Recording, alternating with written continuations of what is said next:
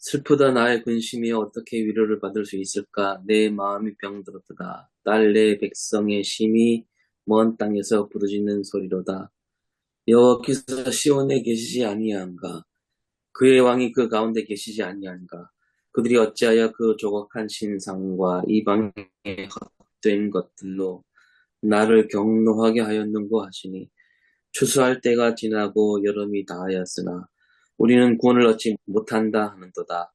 딸 내 백성이 상하였으므로 나도 상하여 슬퍼하며 놀라움에 잡혔도다. 길르앗에는 유황이 있지 아니한가? 그곳에는 의사가 있지 아니한가?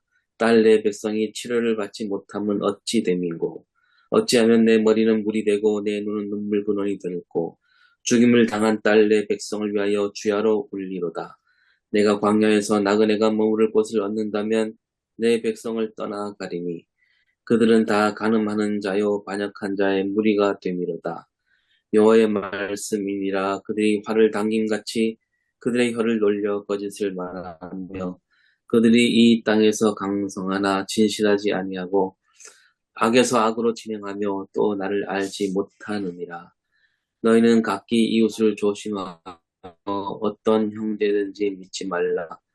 형제마다 완전히 속이며 이웃마다 다니며 비방함이라.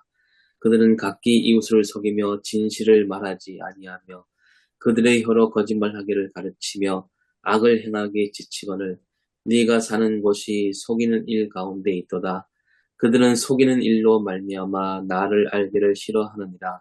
여호와의 말씀이니라.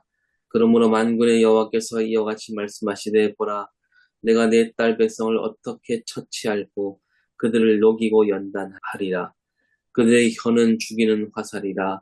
거짓을 말하며 입으로는 그 이웃에게 평화를 말하나 마음으로는 해를 꾸미는도다.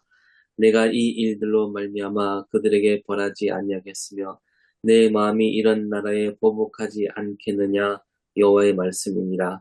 내가 산들을 위하여 울며 부르짖으며 광야 목장을 위하여 슬퍼하나니 이는 그것들이 불에 탔으므로 지나는 자가 없으며 거기서 가축의 소리가 들리지 아니하며 공중의 새도 짐승도 다 도망하여 없어졌습니다. 내가 예루살렘을 무더기로 만들며 승냥이 굴이 되게 하고 유다의 성읍들을 황폐하게 하여 주민이 없게 하리라. 지혜가 있어서 이 일을 깨달을 만한 자가 누구며 여호와의 입의 말씀을 받아서 선포할 자가 누구인고 이 땅이 어찌하여 멸망하여 광야같이 불타서 지나가는 자가 없게 되었느냐. 여호와께서 말씀하시되 이는 그들이 내가 그들의 앞에 세운 나의 율법을 버리고 내 목소리를 순종하지 아니하며 그대로 행하지 아니하고 그 마음의 완악함을 따라 그 조상들이 자기에게 가르친 바알들을 따랐습니다. 그러므로 만군의 여호와 이스라엘의 하나님께서 이와 같이 말씀하십니다. 보라 내가 그들 곧 이 백성에게 쑥을 먹으며 독한 물을 마시게 하고 그들과 그들의 조상이 알지 못하던 여러 나라 가운데 그들을 흩어버리고 진멸되기까지 그 뒤로 칼을 보내리라 하셨느니라. 만군의 여호와께서 이와 같이 말씀하시되 너희는 잘 생각해보고 곡하는 부녀를 불러오며 또 사람을 보내 지혜로운 부녀를 불러오되. 슬프다 나의 근심이여. 주석은 정읍중앙교회 김선총 목사님이 되겠습니다. 설교 책상으로서의 본문 에레미야는 구약의 예언자 가운데 자신의 내면 심리를 분명하게 표현하는 인물이다. 그는 자신의 고독과 괴로운 심리를 슬픔으로 표현하고 있다. 이 역사적 문학적으로 본문 읽기. 에레미야는 기원전 7세기 후반부터 6세기 전반까지 요시야, 요아스, 요야김, 요야긴, 시드기야의 다섯 임금이 유다를 다스릴 때 40년간 사역한다. 에레미야의 탄식과 슬픔은 유다 심판의 단락 안에 있는 내용이고 이스라엘 백성이 하나님과 이웃에게 저지른 죄에 대한 언급 다음에 나온다. 여기서 설교자는 개인과 공동체 차원에서 슬픔의 문제를 신앙적으로 접근할 수 있다. 3. 신학적 명상적으로 본문 읽기 주석화해서 에레미야의 탄시 18절부터 19장 1절까지가 되겠습니다. 에레미야는 슬프다. 어떻게 위로를 받을 것인지 탄식한다. 그리고 자신의 마음이 병들었다고 한다. 그 슬픔이 백성이 울부짖는 소리와 야훼 하나님의 탄식을 듣고 있다. 19절에 딸내 백성에 대한 표현은 유다 민족을 말한다. 백성들은 세 번에 걸쳐서 도와달라고 외친다. 첫 번째로 19절에 여호와께서 시온에 계시지 아니한가? 라고 묻는다. 그러나 이것은 백성들의 잘못된 믿음이라고 지적한다. 왜냐하면 백성들이 우상을 섬기면서 그 죄와 상관없이 하나님이 예루살렘에 계신다고 생각하는 것은 오히려 경로만 살 뿐이기 때문이다. 두 번째로 20절에 여름이 지나고 추수 때가 되었는데 도움을 받을 곳이 없다고 한다. 절망의 상황을 표현한다. 에레미야는 21절에서 백성들의 절망의 상황에 깊이 공감하고 있다. 백성들이 상하니 에레미야도 상해 있다. 슬퍼하며 했는데 이것은 너무 슬퍼 자신의 몸을 가누지 못할 정도이다. 세 번째로 22절에 길르앗에는 유향도 있고 의사도 있지 않는가 한다. 이와 반대로 백성들 가운데는 의사도 없고 약도 없어서 치료받을 길이 없음을 말한다. 그래서 에레미야는 죽임당한 딸 내 백성을 보고 주야로 눈물을 흘린다. 이 거짓된 백성, 도움받을 길도 없고 치료받을 길도 없는 백성을 보고 눈물을 흘릴 수밖에 없는 에레미야는 백성들의 죄와 심판을 선언할 수밖에 없는 것에 슬퍼한다. 에레미야는 유다 백성이 거짓되다는 것을 강조하고 있다. 속이다는 표현 4절, 5절, 6절, 거짓과 또 참이 아니다. 이런 표현은 3절, 5절, 8절, 자기 이웃에 대해 서로 거짓되다라는 표현이 4절, 5절, 6절. 거짓 가운데서 살게 되면 야훼를 알려고 하지도 않고 공동체를 깨뜨리게 된다. 에레미야는 2절에서 광야에서 지낼 만한 곳이 있으면 백성을 떠나고 싶을 정도로 백성들은 가늠한 자요 반역한 자가 되었다고 한다. 다시 말해서 하나님과의 신의를 저버린 배신자의 무리가 되었다는 것이다. 가늠과 반역은 배신의 의미다. 유다 백성들이 가늠한 자에 반역한 자고 배신자가 된 것은 거짓말 때문이다. 이 거짓말은 그 시대의 문화가 되어버렸다. 그렇다면 왜 거짓말을 하게 되었는가? 첫째는 하나님을 알기를 싫어했던 것이 가장 큰 이유다. 그 다음에는 3절에 이 땅에서 강성하나라고 하는 표현을 보았을 때 탐욕과 이심 때문일 수 있다. 그래서 7절에서 하나님은 거짓된 백성을 녹이고 연단하겠다고 한다. 3번 에레미야의 독백 9장 10절부터 17절까지입니다. 10절에 나는 에레미야이다. 에레미야는 산과 강야의 목장을 위해 슬퍼한다. 왜냐하면 모두가 불타없어졌고 가축의 소리도 들리지 않고 공중의 새와 짐승도 다 도망갔기 때문이다.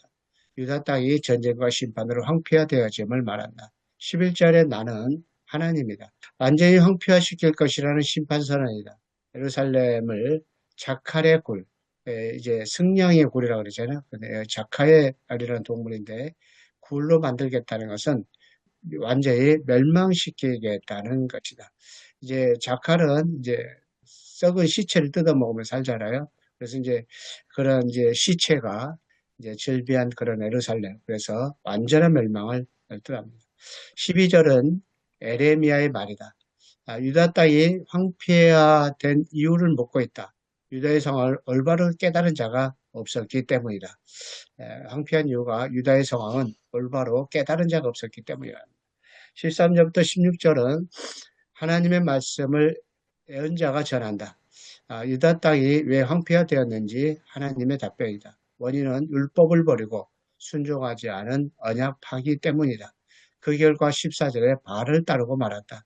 그래서 하나님은 15절에서 유다 백성을 쑥과 독한 물로 심판할 것을 경고한다. 생존에 고통을 받는다는 것이다. 그리고 16절에서 포로가 되고 진멸할 때까지 전쟁과 칼로 심판할 것을 예고한다. 그래서 유다 백성은 17절에서 장송곡을 부를 여인을 부르라고 한다. 다시 말해서 하나님의 심판 앞에서 국가적인 회개와 애통을 가져야 함을 말한다. 4번 위기, 심판, 회개로 본문 읽기, 설교 구상을 위하죠. 에레미야는 백성과 결의의 운명을 보고 슬퍼한다. 그 슬픔은 하나님의 슬픔에 공감하는 슬픔이다. 이러한 그의 슬픔은 자기 백성을 위해 고난받는 나사렛 예수를 암시한다. 오늘날 우리도 하나님을 섬긴다면서 우리가 만들어 놓은 생산 제일주의, 경제 제일주의, 실적 제일주의라는 바알을 숭배하면서 하나님의 가르침을 저버리고 멸망의 길을 걷고 있는지 돌아보게 한다. 그래서 예언자 전통에 서 있는 목회자는 담대하게 심판을 선언하고 회개를 요청하여 하나님이 교회를 바라시는 뜻을 바르게 전해야 하겠다. 질문입니다. 1. 오늘 본문은 어떤 내용으로 전개되고 있고 핵심이 무엇인지 이야기해 보면 좋겠습니다. 먼저 그렇습니다. 2. 우리는 얼마나 에레미야처럼 하나님의 마음을 느끼고 있는가? 에레미야의 슬픔은 무엇에 대한 슬픔이며 그 슬픔의 강도는 어느 정도가 되었을까? 3번. 유다 백성뿐만 아니라 우리 시대에도 거짓 속에 살고 있다면 그것이 무엇이며 지금 한국교회는 어떤 거짓 속에 빠져 있을까요? 4번. 오늘날 이 땅과 세계에 대해 아파하고 있는 하나님의 슬픔과 백성들의 고통을 에레미야처럼 끼안고 아파하고 있는 교회와 목회자는 얼마나 될까요? 5번. 오늘 본문을 통해 우리가 먼저 깨달아야 할 것은 무엇일까요? 이렇게 적어봤습니다. 발표는 여기까지가 되겠습니다.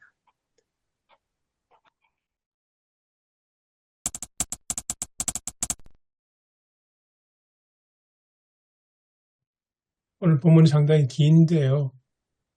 그 내용이 이제 파악하는 게 조금 처음에 대하면 좀 힘드실 수 있을 것 같다는 생각이 들었습니다.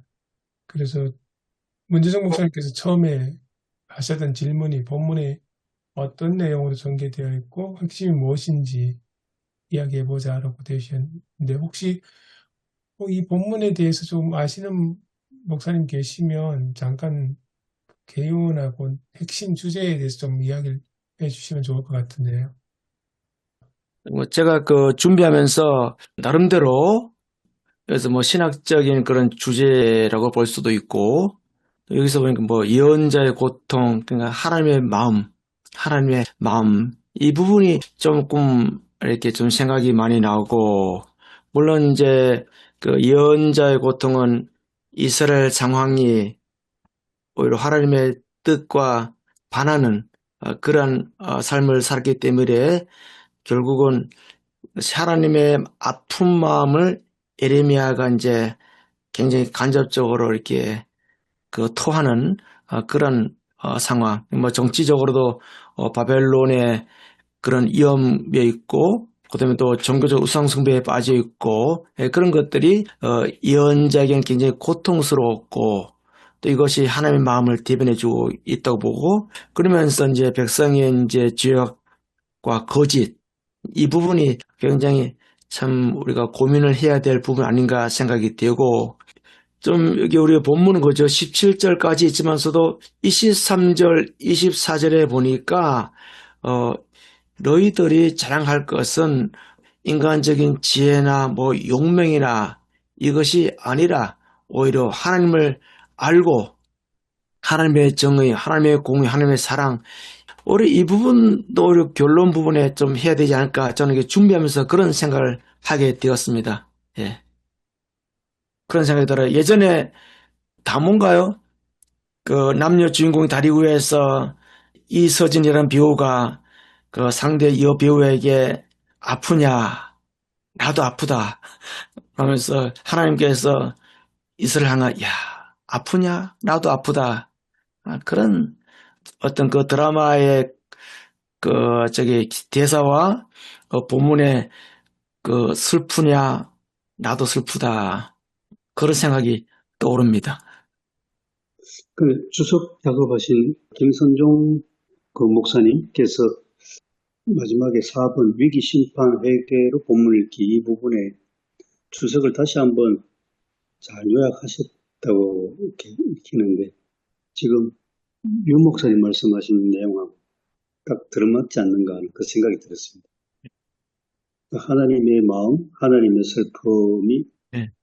예언자에게 전해지고 예언자는 또 백성들의 지금 현 상황에 있는 아픔, 슬픔, 공감을 하나님, 예언자, 백성이 서로 공감 속에서 소통이 되고 또 서로 마음으로 연대하고 그러면서 이제 백성들은 이제 공감하니까 이제 위로도 되고 예. 그러면서 오늘날 우리 한국 교회는 사람들이 만들어 놓은 주의, 경제제일주의, 생산제일주의, 실적제일주의 이거는 뭐 공감대가 없지 않습니까? 못 따라가면 도태되고. 근데 이제 8장에서는 이제 도와달라고 외치는 백성들이 있는가 하면 9장에서는 이 백성들이 서로 속고 속이고 있다 이렇게 얘기하고 있잖아요.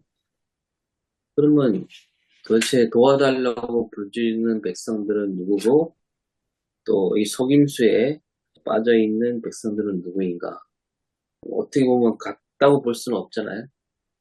그걸 뭐 어떻게 구분해야 되는지 좀 살펴야 될 것 같습니다. 그럼 두 부류의 백성이 있다는 그 말씀인가요? 예, 이거 주석에 따르면 그렇게 이제 보이는 것 같은데, 제 생각에는 두 부류의 백성이라기보다는 백성의 이중성이 아닐까 그런 생각이 듭니다. 그러니까 겉으로는 하나님을 섬긴다고 하지만 실제로 그들의 삶이나 생활은 우상숭배, 불의 이런 쪽에 가깝고요. 그리고 여기도 그 이야기 나오는데 성전 이야기 있지 않습니까? 성전신앙. 하나님 성전에 우리와 함께 있으니까 하나님께서 우리를 지켜주실 것이다 라고 믿고 있는데 실제로는 바벨론의 위협이나 이런 것들이 여전히 내려오고 있고 그러니까 눈앞의 현실들을 보면서 그 현실과 그 위험 이런 것들이 자신들의 죄에 대한 하나님의 심판의 결과로 나타나는 거다라는 걸 이해를 못한 것 같아요. 근데 거기에 비해서 그 예언자인 에레미야는 예언자의 눈으로 보면서 그 안타까움을 통해서 하나님의 마음으로 그렇게 깨닫지 못하고 알지 못하는 백성들을 중재하는 그런 역할이 아니었을까 그런 생각이 좀 많이 듭니다. 예, 저도 우리 최 목사님 생각에 굉장히 동감이 가요. 왜냐면은 그 9장에 보면은 이제 거짓이라는 표현 나오잖아요. 그죠? 오히려 이스라엘 백성들의 이중성, 그런 부분이 아니었나 그런 공감이 좀 갑니다. 그런 부분이 있어서는. 어떤 그런 뭐 8장의 백성 다르고 9장의 백성이 다른 것이 아니라 좀 이스라엘 백성들의 이중성, 또 예배가 그 부분이 있어서 그렇고. 예. 19절에 보시면 그 내 딸 내 백성의 심히 먼 땅에서 부르짖는 소리로다 여호와께서 시온에 계시지 아니한가 그의 왕이 가운데 계시지 아니한가 이거는 이제 성전 신앙을 이야기하는 것 같아요. 하나님 성전이 예루살렘에 있고 시온에 있고 그것은 결국 하나님이 우리와 함께 하신다는 그런 잘못된 신앙이 이제 자신들의 죄와 삶과는 다른 관점에서 본 것 아닌가 그런 생각이 듭니다. 그 뒤에 이제 이어지는 게 그들이 어찌 그 조각한 신상과 이방의 헛된 것들로 나를 경노하게 하였는고 그러니까 하나님을 이야기하지만 실제로는 그들의 삶의 속에는 오히려 하나님을 섬기는 신앙보다는 우상에 섬기는 신앙이 더 가까웠고 그 결과 그들이 잘못된 삶까지 문제시되어서 하나님의 심판이 임하게 되었는데 그러니까 임박하게 되었는데 그들은 여전히 그 하나님 우리와 함께 계시니까 우리가 어떻게 생활하든지 하나님 지켜주실 거야 그런 생각 때문에 이런 그 이중적인 상황이 벌어지지 않았나 그런 생각이 듭니다. 그 말씀은 이중성에 해당되는 거죠. 예. 하나님을 섬기고 또 예루살렘 성전이 있으니까 하나님이 우리와 함께 우리를 어떤 경우 지켜주실 거야. 그러면서도 실제로 하나님하고는 상당히 마음으로부터 멀어져 있고 예. 또 자기 욕심을 채우는 이중성. 그런데 그건 어떻게 됩니까? 그러면 아까 그 설교 요약 위기 심판 읽기 하면 김선종 목사님이 주석 쓰실 때는 오히려 그 예언자의 공감, 백성의 슬픔에 대해서도 공감하고 또 그 백성의 슬픔이 곧 하나님의 슬픔이기도 한. 그래서 하늘과 땅이 서로 상응한다 할까요?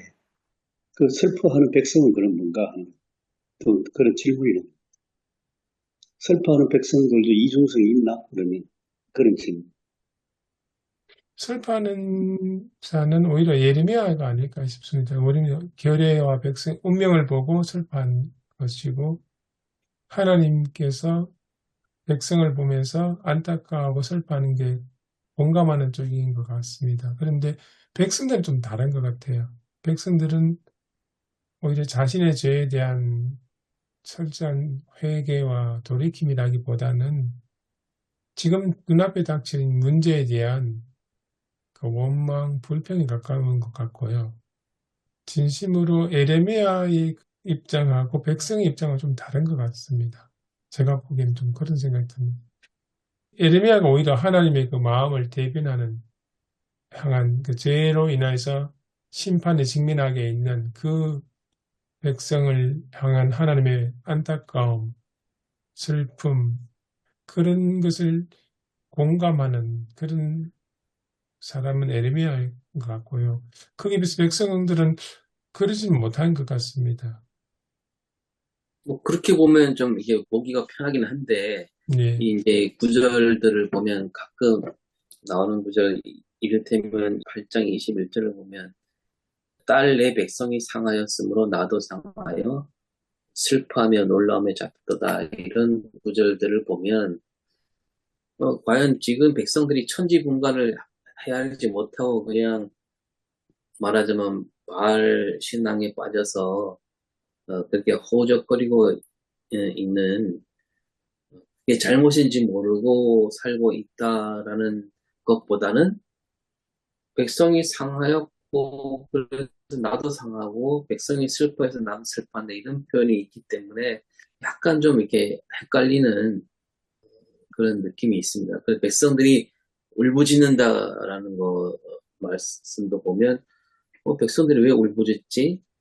그들이 어떤 지금 이 상황이 도무지 납득하지 못할 상황이기 때문에 울부짖고 있는 건 아닌가. 그런 부분들이 잠깐 보여서 좀 잠깐 헷갈리는 느낌이 있습니다. 그래요. 저도 오성일 목사님 말씀하신 이제 그걸 보면서 질문을 드린 거. 모두가 다 이중성인가? 지금 말씀하신 그 구절을 들어보면 또 뭐 이중성이란 단어 넣지 않고 슬퍼하고 애통하는 사람들도 분명히 있지 않나 하는 그 생각입니다. 마음이 상한 사람들.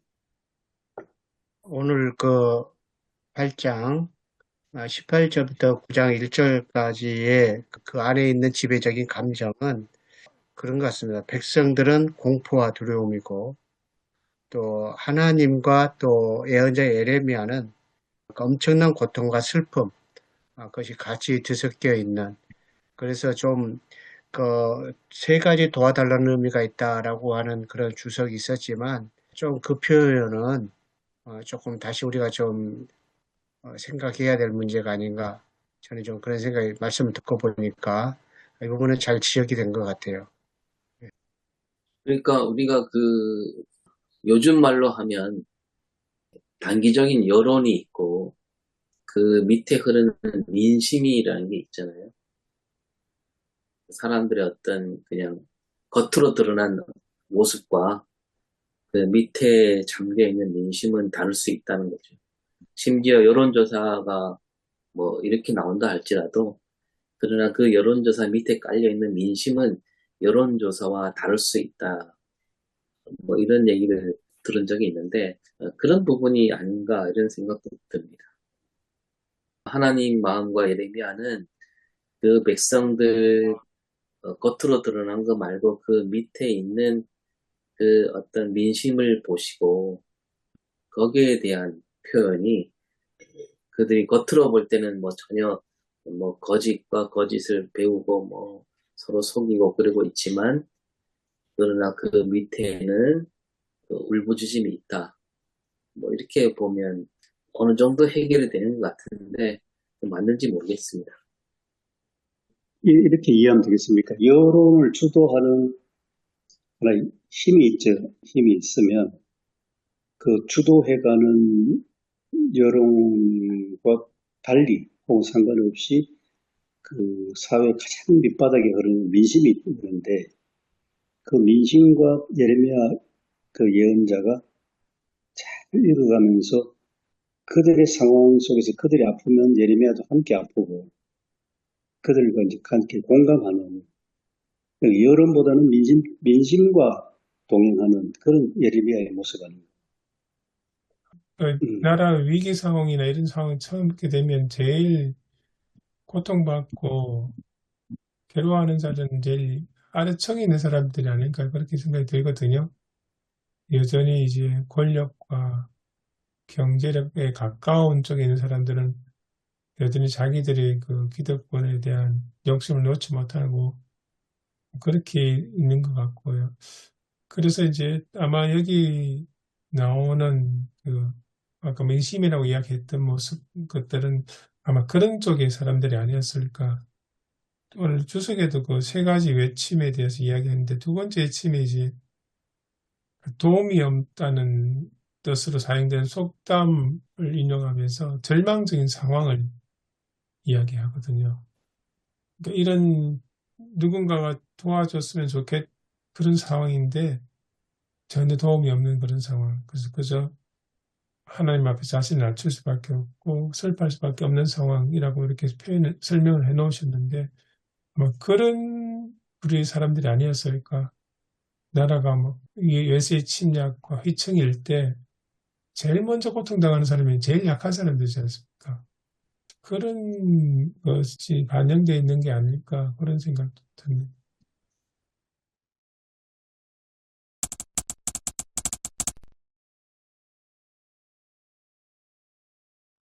그 예레미야서가 시간 순서대로 그 쓴 글이 아니어서 지금 요시야부터 시드기야까지 어느 시점에 지금 이 본문이 쓰였을지 확인하기는 어렵긴 한데 예, 제 생각엔 어쩌면 지금 여호야긴이 끌려가죠. 여호야긴이 예, 끌려가면서 바벨론으로 끌려갔죠. 먼저 가게 되는데 그 상황이 녹아있진 않을까? 그러니까 19절이 심히 먼 땅에서 부르짖는다. 이 표현이 어쩌면 바빌론으로 끌려간 사람들의 말일까?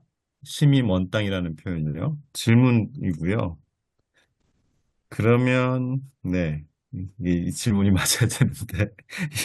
예, 그러면 지금 어떤 사람은 지금 이 유대 땅에 남아있고, 시드기야 체제에서 남아있고, 어떤 사람은 지금 여호야긴과 함께 끌려간 상황에서 두 부류, 뭐, 란 표현이 적절할지 모르겠는데, 이제 끌려간 사람은 물론 남아있는 사람도 마찬가지일 것 같고, 그 당황스러움, 뭐 이제 문 목사님은 공포라고도 표현하셨고, 공포, 이 상황에서 지금 예레미야가 쓰고 있는 걸까?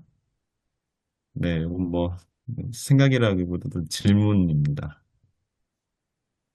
전체 읽은 기억으로는 그 당시 7세기 말 6세기 초반이 중동이 막 요동치는 시기, 그리고 전통적인 강대국은 애국, 에집트였는데 신흥 강국이 이제 바벨론이 부상하고 그런 상황에서 유대는 그래도 전통적인 우방 국가인 친애국 정책을, 외교 정책을 해야 된다.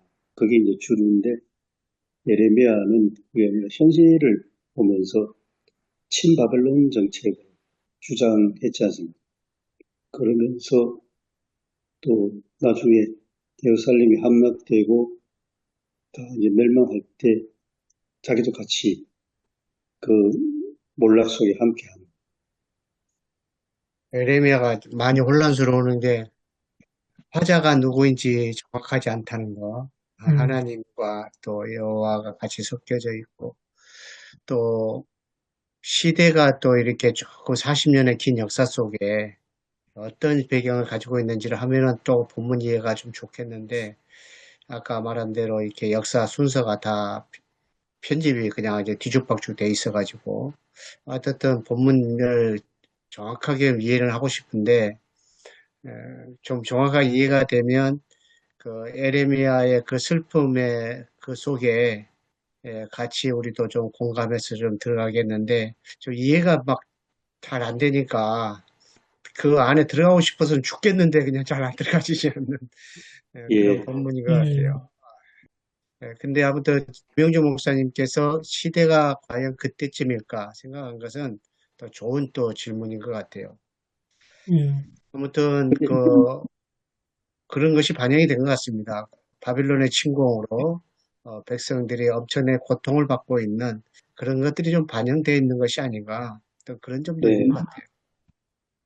예언자 예레미야가 좀 더 드러난다는 생각이 드는 것은 예를 들어 아모스 같으면 정의, 공의를 강하게 이제 외쳤는데 예레미야는 보다 더 이 백성들의 아픔을 자기의 아픔으로 하고 백성들의 슬픔을 자기의 슬픔이고 그것이 또 하나님의 슬픔이기도 하고 굉장히 어떤 공감과 연대가 굉장히 참 깊이 드러나는 그런 예언자였던 그런 인상이 듭니다. 그러니까 막 지적하고 막 너 잘못했어. 사회가 엉망이야. 막 사회가 막 이대로 안 돼.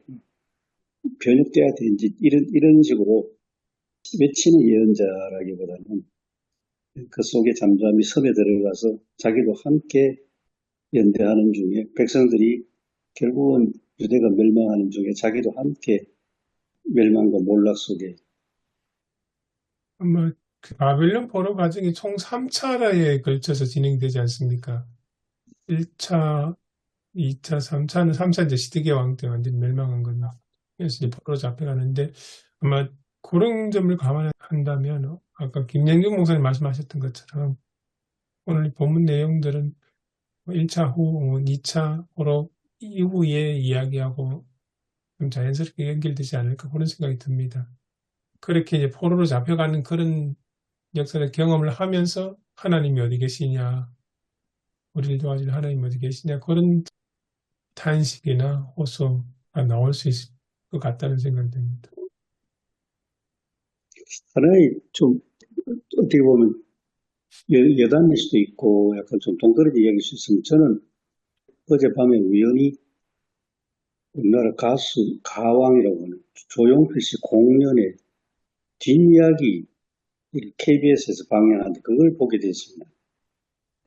뭐 우리가 옛날에 젊은 시절에 조용필 가면 오빠 오빠 원조 그 피상적으로 알고 있었는데 어제 이렇게 쭉 보니까 청중들하고 깊은 교감을 하고 그 다음에 노래를 즐길 뿐만 아니라 그 노래 가사에서 나오는 그 메시지에 굉장히 위로도 받고 심지어 치유가 되는 그런 게 굉장히 많았습니다.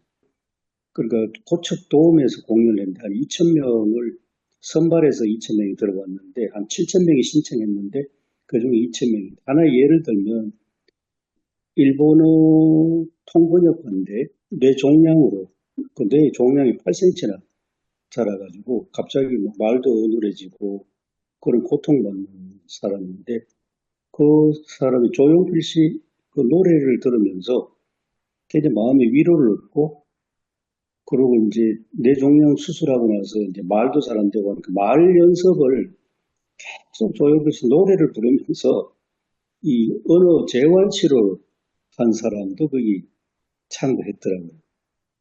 보니까 메시지가 80년대부터 쭉 그 조용필 씨 노래가 하나도 뭐 어떤 사회를 비판한다든지 그런 그 아닌데도 현재 사람들 속으로 깊이 들어가서 공감하고 또 그들을 이제 위로하는 가운데서 힘을 얻고, 또 한 분은 40년 동안 이제 미싱으로 옷을 만드는 제품하는 그 부부인데, 20대 때부터 조용필 씨 노래를 들으면서 계속 40년 동안 일을 했답니다.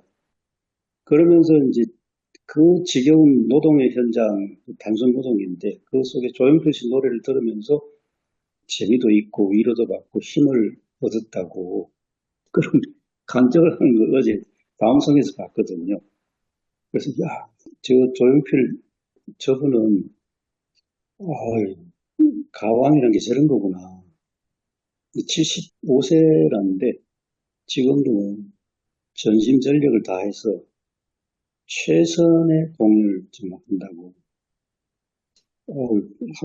유튜브에 나오겠죠. 한번 보시면 설교에 도움 될 것 같아요. 저는 개인적으로 여론, 아까 민심, 목사님 말씀하셨는데, 이번 추석에 좀 경험한 것을 말씀드리면, 예레미야가 좀 이해되지 않을까 싶은데요. 뭘 경험했냐 하면, 저는 이번 추석에 풍계에 왔는데요. 풍계에 와서 현수막을 보고 깜짝 놀랐습니다. 현수막을 붙인 장본인은 지금 이 지역의 이제 국회의원이신데, 그 국회의원은 우리가 너무 잘 아는 지금 특검하고 있는 최상병 사건의 그 대통령실의 가장 핵심 인물인데, 그 핵심 인물이 이 지역의 국회의원이 됐단 말이죠. 그것은 그 당시 그 시대 정부의 어떤 지도층의 기만 아니었겠습니까? 근데 국민들은 모르고 쏘아서, 야, 저번 국회의원 되면 좋겠다. 다 찍어가지고 국회의원이 됐는데, 근데 그 국회의원은 그분이 지금 현수막 붙인 거 보면, 뭐 현 정부에 대해서 마구 거짓말로 지금 막 선동하고 있는 현수막을 또 붙여놨단 말이죠. 그래서, 야, 거짓에 거짓을 더하는 그 국회의원. 근데 그분이 교회 가면 또 장로랍니다. 뭐 굉장히 마음이 참 착잡하더라고요. 그 현수막을 보면서. 그리고 주일날은 이제 이 지역에 왔으니까 우리 교회 가서 예배 드리는데, 목사님은 굉장히 바른 목사님이신데, 장로님이 대표기도 하시는데, 최근에 부산에 잘 아시는 그 S 목사가 후속됐지 않습니까? 그거 선거부 이거는 후속됐는데, 어디서 또 들어가지고, 그거 그대로 세뇌돼가지고, 대표기도인데도 하나님, 우리가 지금 종교 탄압받고 있습니다. 그 기도를 하시니까, 거기서도, 야, 참, 그 장로님, 교회 지도자들이, 이런 현실이구나. 영주 지역이 참 어렵다. 저는 개인적으로 지금 추석에 그걸 경험했습니다. 오늘 말씀 보면은 그게 이제 여호와를 알지 못하기 때문에 표현 하거든요. 여호와를 알지를 못하기 때문에 우리가 하나님에 대해서는 몰라기 때문에 그런 것이 아닌가 그런 생각이 듭니다. 그것이 이제 오늘 설교가 주는 중요한 의미인 것 같아요.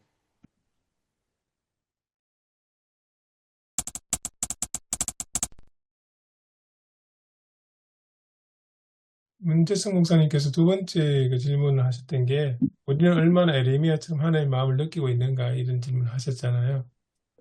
오늘 추석에 쓰신 김선정 목사님도 이제 그 비슷한 내용을 이야기하셨는데 하나님의 그 안타까움, 아픔을 함께 이제 에레미야 본인도 그대로 이입되어서 백성들의 미래와 운명에 대해서 그런 고통에 대한 슬픔이 담기는 그 모습이 쭉 이렇게 표현되지 않습니까?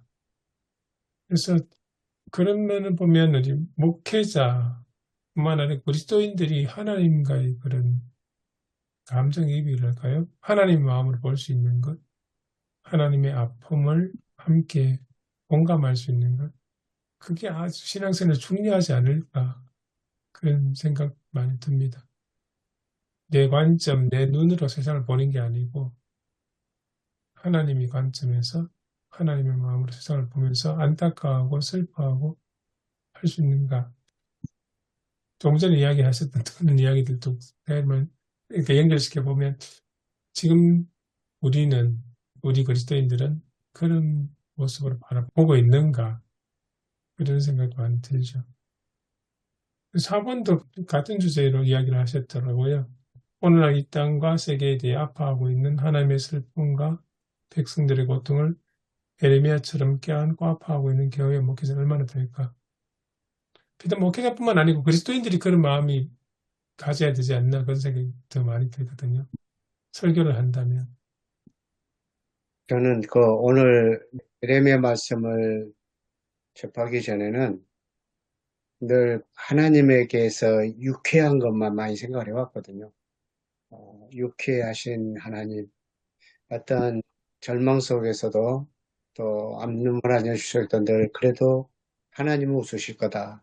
늘 그런 생각만 많이 해왔었는데 에레미야가 가지고 있는 슬픔도 그냥 우리가 일상에서 느끼는 그런 슬픔 정도 그렇게 생각을 했었는데 오늘 본문을 보고 또 주석을 보고 그러면서 이 슬픔이라는 감정을 얼마나 깊이 있게 다뤘는가 그걸 좀 더 느낄 수가 있었고 그리고 하나님도 참 슬픔이 있다는 것에 대해서 너무 저 자신이 무심하게 지내왔다.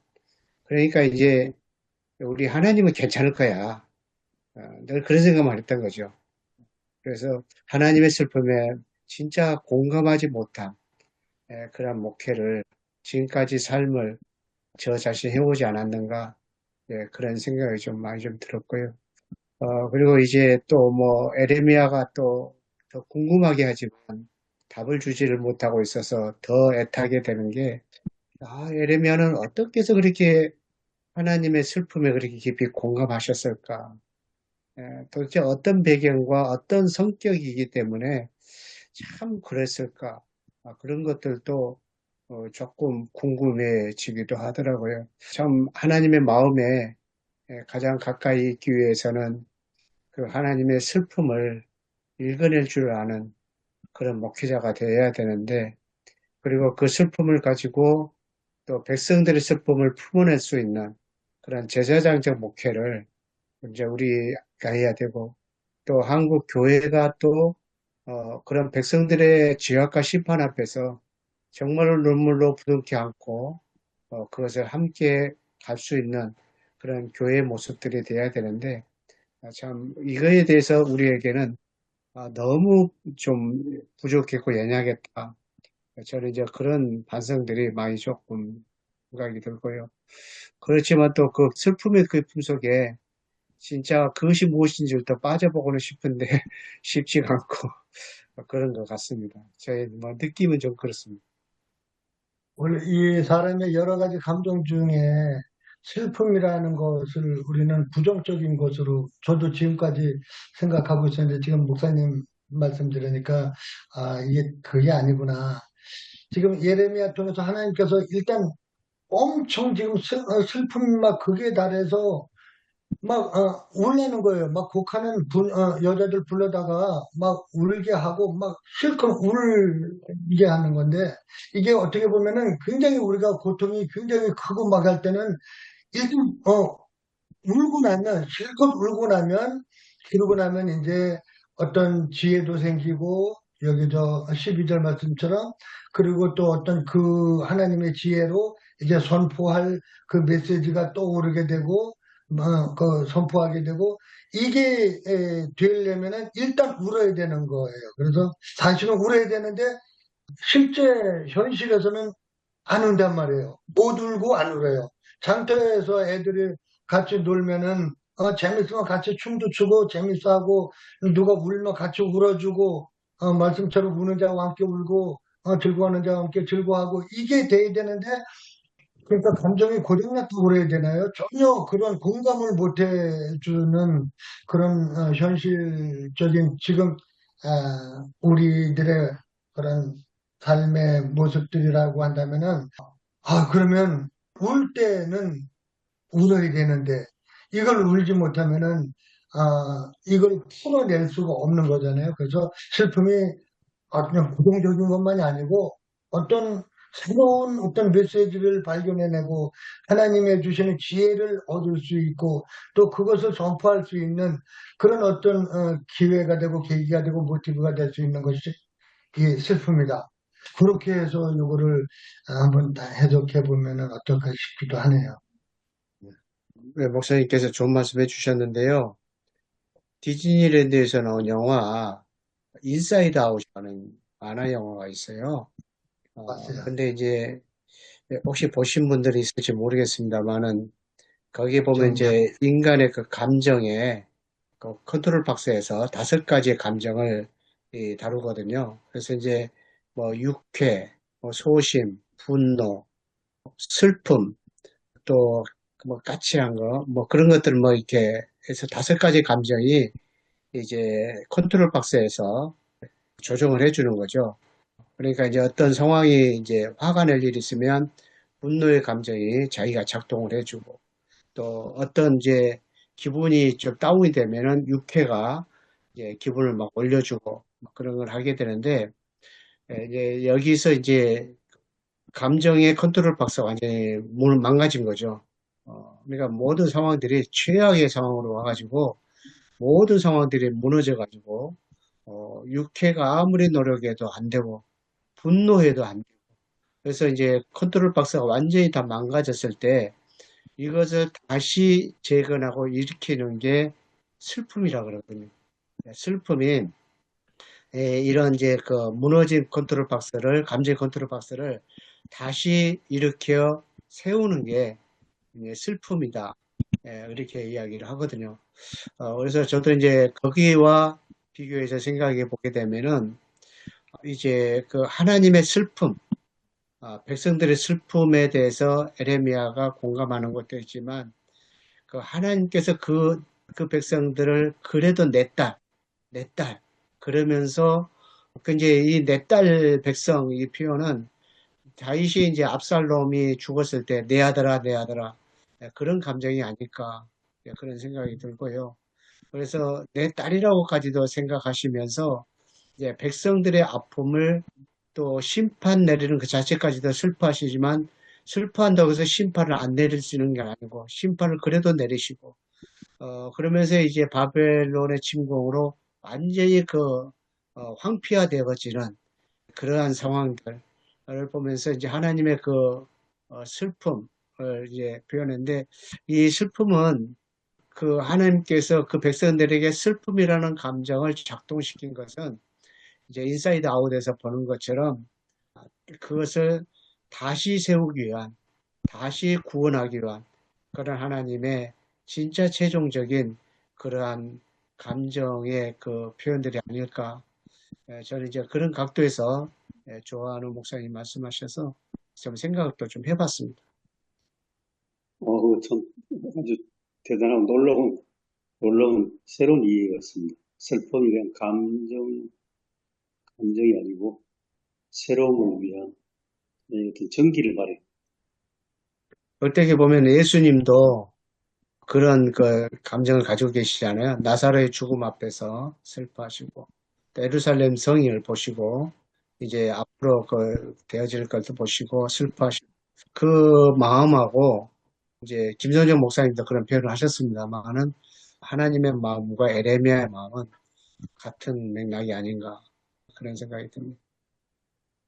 그래서 이 본문은 그 슬픔이라는 것을 하여튼 핵심으로 슬픔에 대한 슬픔과 또 슬픔의 구원론적인 측면에서 그래도 이제 이스라엘 백성들 하나님께 그렇게 슬퍼해도 망했잖아요.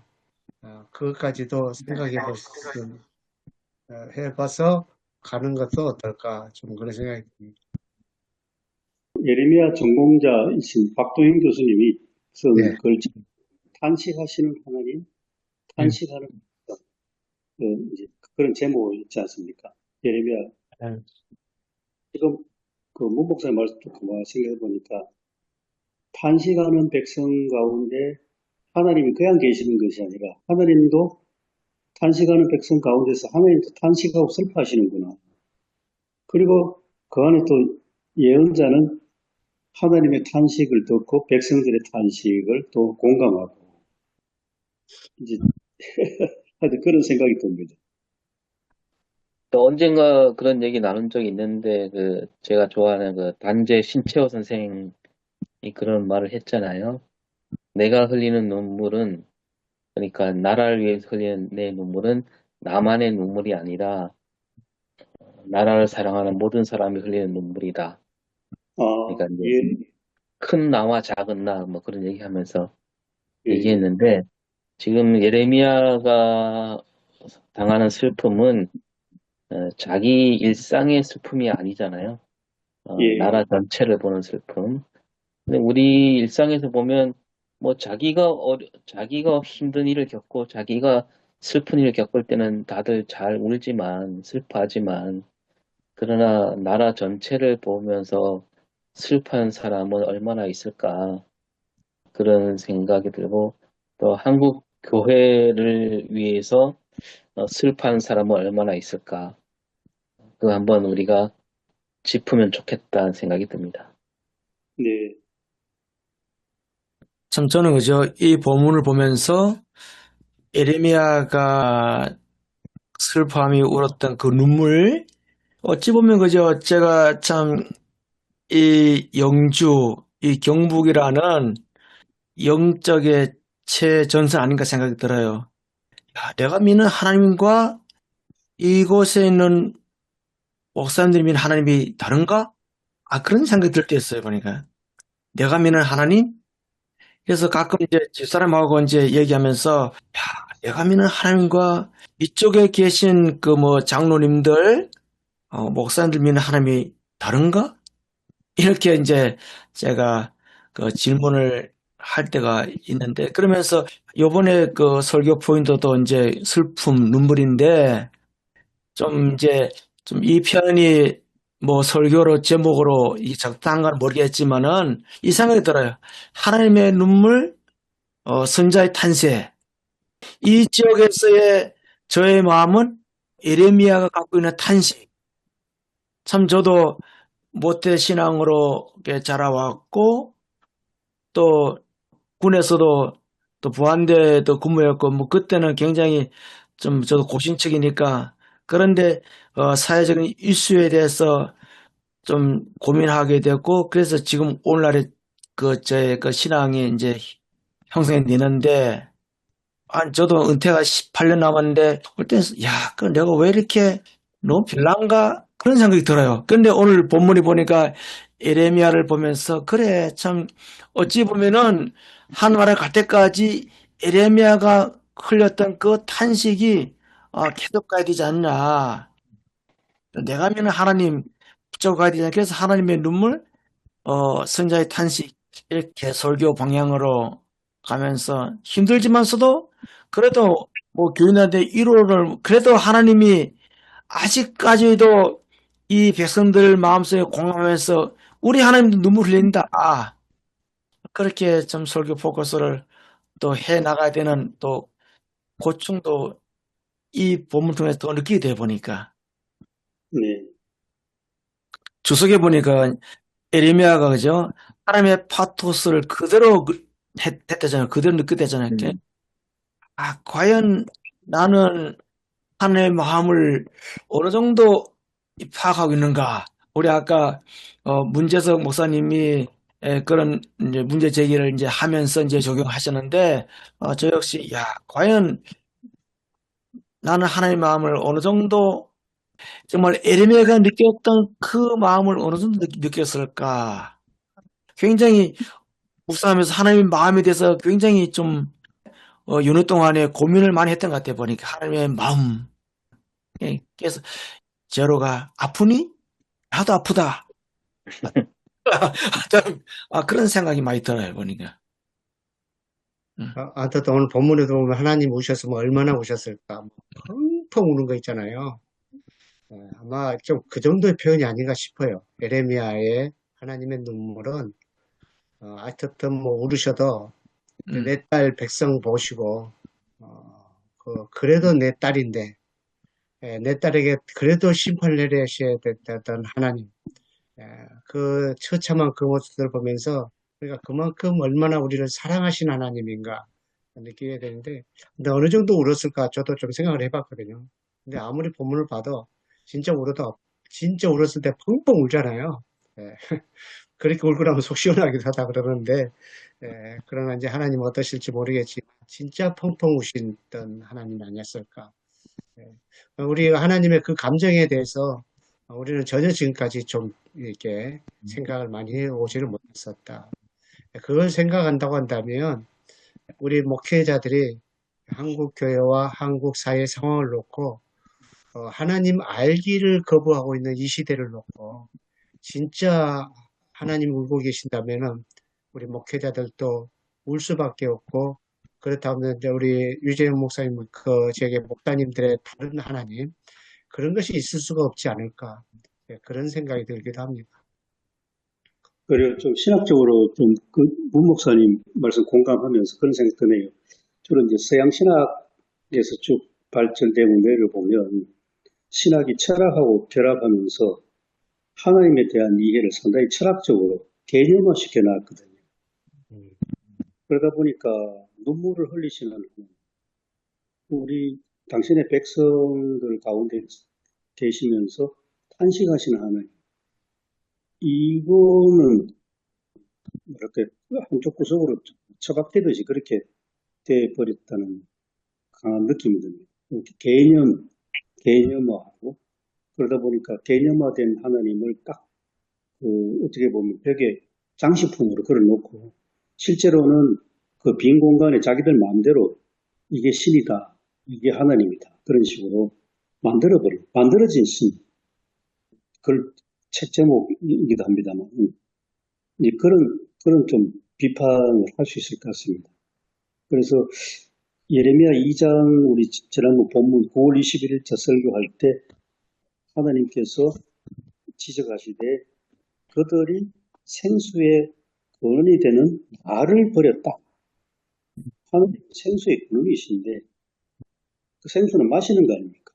하나님 말씀을 마셔야 되는데 하나님 말씀인 성경을 놓고 성경이 대상이 되어버렸어요. 연구 대상이 되고 또 연구하니까 분석이 대상이 되고 관찰 대상이 됐지, 그게 나를 향한 하나님의 말씀, 동시에 나에게 주시는 하나님의 생수란 것은 신학자들이 굉장히 놓치고 있었구나 하는 그런 반성이 사실 들거든요.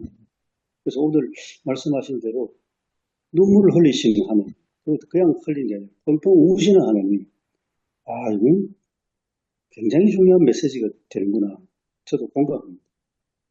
우리가 이제 뭐 본문은 이제 17절까지지만서도 이제 23절, 24절에 보면은 이제 하나님을 알라, 그 말씀을 들어라 이 나오잖아요, 그죠? 그러면서 하나님의 사랑, 공의, 정의, 참 오늘날의 한국 교회와 상황, 특별히 이제 저는 옛날에 그 김장하 목사님이 아시아 방송국 옛날에 했잖아요, 그죠? 저 극동방송에 있는 아시아 방송국이었잖아요. 예, 저도 그래 그 세대 때 참 초등학교 다닐 때 그 듣고 시골에서 참 저런 분이 목사가 되겠다 이렇게 생각했는데 그런데 이번에 이 상황을 겪으면서 굉장히 충격이 저분이 과연 목사님인가? 과연 저분이면 하나님인 어떤 하나님인가? 굉장히 참 분노가 나면서 목사가 다른 세상적인 방법으로 할 수 없잖아요. 그러면서 참 에레미야 그 마음을 조금 이해가 돼요. 이 시골에 있는 작은 교회 목사도 이렇게 그 가슴 속에 있는 분노가 있는데 과연 에레미야는 어떤 마음이었을까? 하나님의 마음을 어떻게 교인들에게 전달할 것인가? 그거는 조금 이제 준비가 된 것 같고, 이제는 주사님 던져가 교인들의 이제 마음을 어떻게 갈 것인가, 이제 그렇게 고민이 좀 됩니다. 저는 아직도 제목도 못 잡았는데 목사님 하셨. 저도 오늘 목사님들이 또 하나님 마음에 대해서 이야기가 많이 나올 것 같아. 또 슬픔, 눈물, 그러니까 오히려 이 지역에서의 참 하나님 마음이 더 간절하게 필요하지 않나 생각이 들어요. 예, 공감합니다. 예. 참.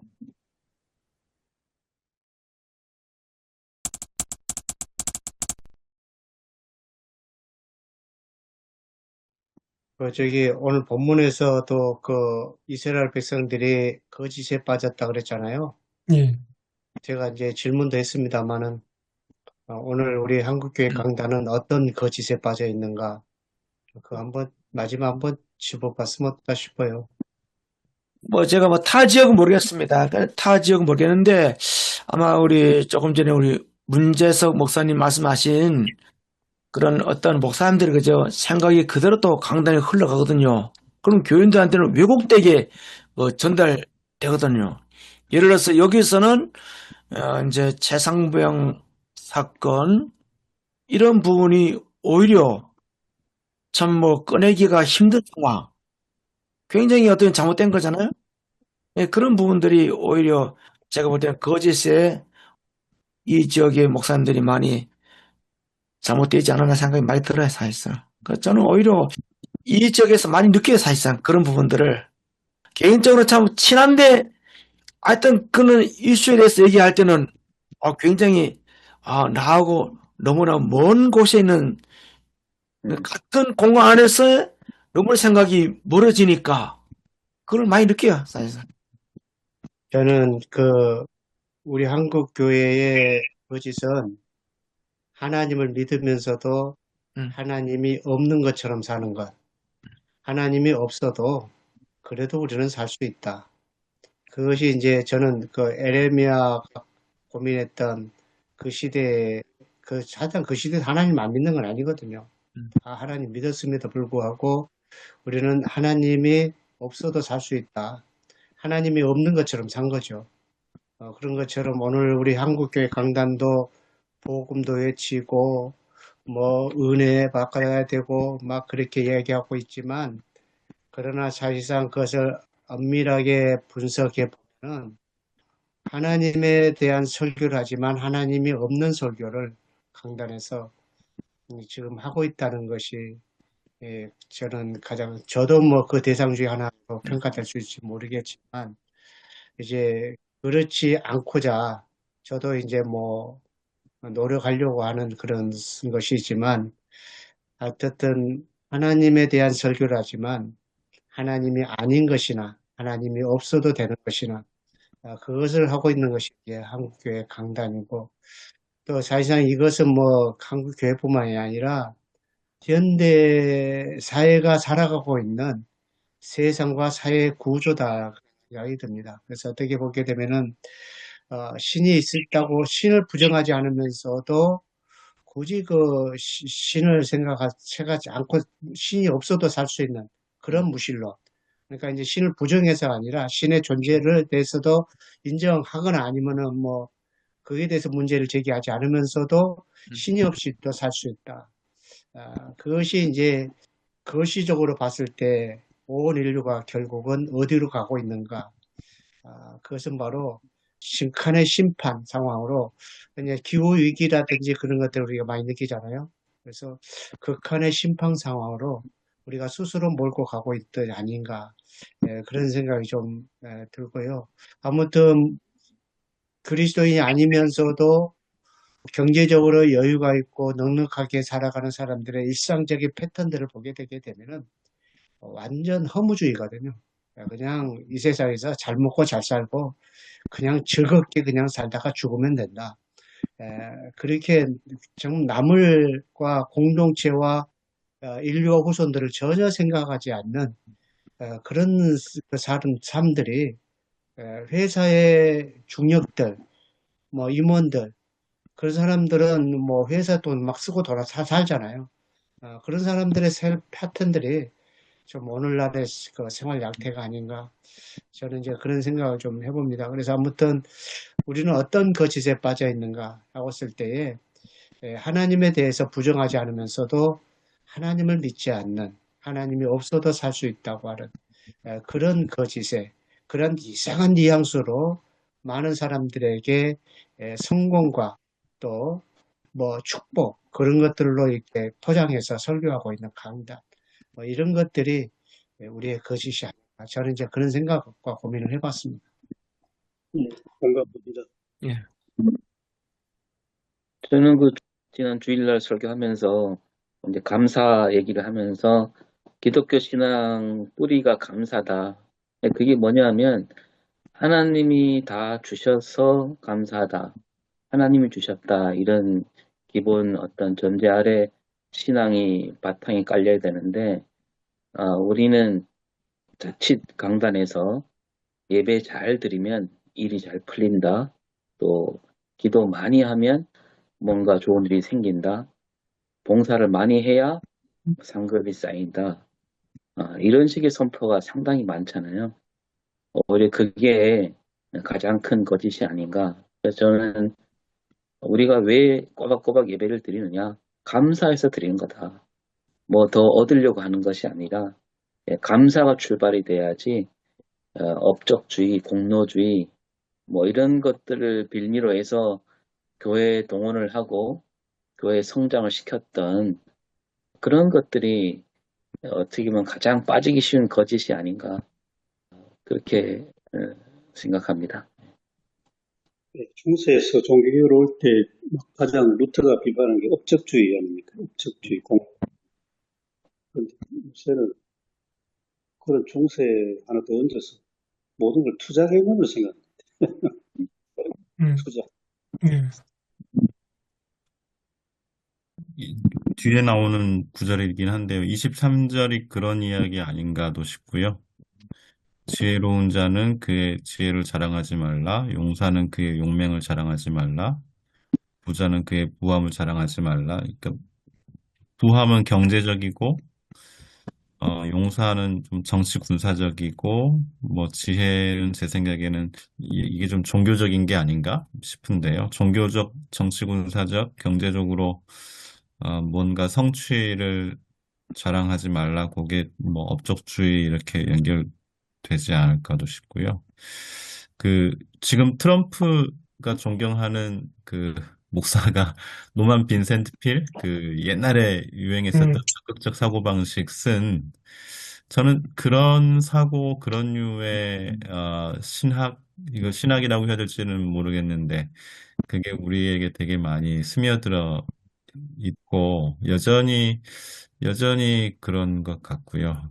저희 어제 가족들 만났을 때도, 그, 다들 신앙생활 하시는데, 그런 류의 이야기를 저희 가족들도 이제 하시더라고요. 근데 그게 도시에서 살고 있는 되게 치열하게 경쟁 구조에서 살고 있는 이 보통 사람들의 불안함이 그렇게 반영될 수밖에 없어서 근데 그거를 교회가 이렇게 다시 뭐 재해석하거나 그렇기보다 그 욕구나 그 욕망을 그대로 교회 내에서 작동하도록 허용하고 있는 거 아닌가 그 생각 들고요. 조용필 교수님 얘기해 주셨는데 제가 조용필 꿈 좋아하거든요. 근데 그 가사 중에 도시의 생활 이야기하면서 늪인가 숲인가 이런 질문을 던지는 가사가 있는데 조용필이 던지는 만큼의 질문을 교회가 던지고 있는지 네, 그런 이야기 아마 주일 예배 때 할 것 같습니다. 네, 맞아요. 그 노래 가사 보니까 시골 농촌에서 꿈을 안고 도시로 왔는데 도시 삶이 늪인가 숲인가 질문을 던지는데 그 질문이 뭐 굉장히 폭발적인 공감대를 형성합니다. 그래서 그냥 가수 노래 잘한다가 아닌 것 같아요. 조용필 씨는 굉장한 공감대를 형성하면서 그 안에서 위로도 받고 더 나아가 치유도 되고 야, 이 목사님이 어떻게 보면 목사님이 하시는 그 가수가 참 잘합니다.